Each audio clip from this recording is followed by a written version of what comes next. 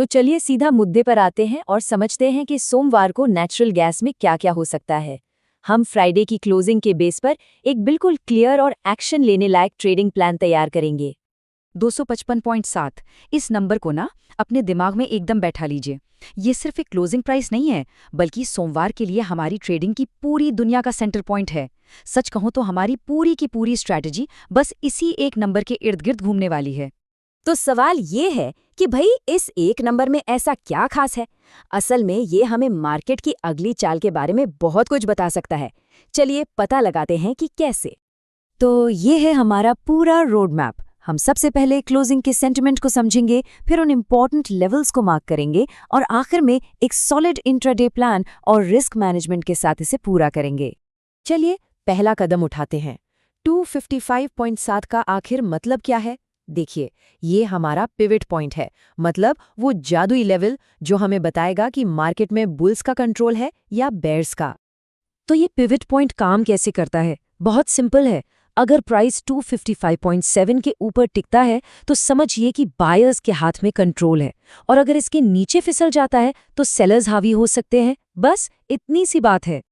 ठीक है, तो अब हमें अपना मेन लेवल तो पता चल गया। अब बारी है अपने ट्रेडिंग मैप को पूरा करने की।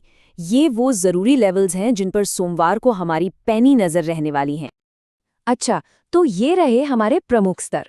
ध्यान से देखिए, 252.5 पर हमें एक अच्छा सपोर्ट दिख रहा है, मतलब यहाँ से खरीदारी आने की उम्मीद की जा सकती है। ऊपर की तरफ 259.0 एक दीवार की तरह है जहाँ बिकवाली का प्रेशर आ सकता है। और असली मजा, असली एक्शन कब शुरू होगा? जब प्राइस 260 के लेवल को पार करेगा, यानी ब्रेकआउट देगा, या फिर 251 के नीचे लुढ़क जाएगा, जिसे हम ब्रेकडाउन कहते हैं।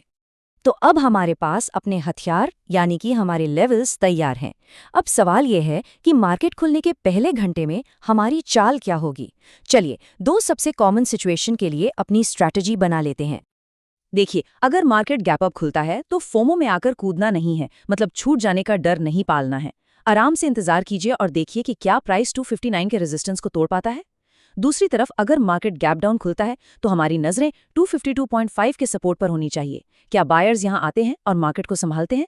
यही देखना होगा। ओपनिंग के बाद अब बात करते हैं दिन भर की खेल की। बायर्स और सेलर्स दोनों के लिए अलग अलग क्या प्लान्स है। चलिए इसे थोड़ा और डिटेल में समझते हैं। जो लोग खरीदने के बारे में सोच रहे हैं उनके लिए दो गोल्डन मौके हो सकते हैं। या तो 260 के ब्रेकआउट पर एंट्री लें, या फिर 252.5 के सपोर्ट से एक मजबूत बाउंस आने पर। और जो लोग बेचने का सोच रहे हैं उनके लिए 251 के ब्रेकडाउन के नीचे एक अच्छा मौका बन सकता है, या फिर 259 के रेजिस्टेंस से जब प्राइस रिजेक्ट हो तब शॉर्ट करने का सोचा जा सकता है। सुनिए, एक बेहतरीन स्ट्रैटेजी भी अच्छे डिफेंस के बिना अधूरी है। तो अब बात करते हैं सबसे जरूरी चीज की, अपने कैपिटल को बचाने की। चलिए रिस्क मैनेजमेंट की दुनिया में चलते हैं।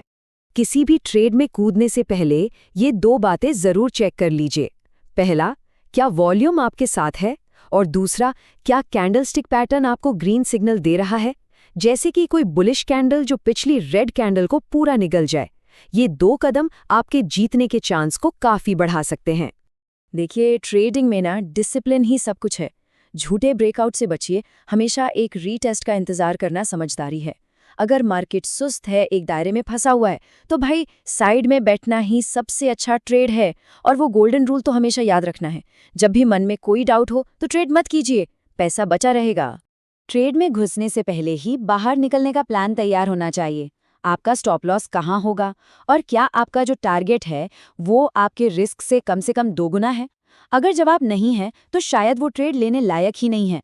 और हाँ, अगर इन सब कॉन्सेप्ट्स को और भी गहराई से प्रैक्टिकल तरीके से सीखना है और लाइव मार्केट्स में इनको एक्शन में देखना है, तो बायस ट्रेडर हिंदी यूट्यूब चैनल एक बहुत अच्छा रिसोर्स हो सकता है। तो ये रहा सोमवार का पूरा गेम प्लान। अब आपके पास लेवल्स भी हैं और स्ट्रैटेजी भी। असली सवाल ये है कि आप इस जानकारी का इस्तेमाल करके अपना खुद का ट्रेडिंग प्लान कैसे बनाते हैं। याद रखें, तैयारी ही जीत की पहली सीढ़ी है। आपकी ट्रेडिंग सफल हो।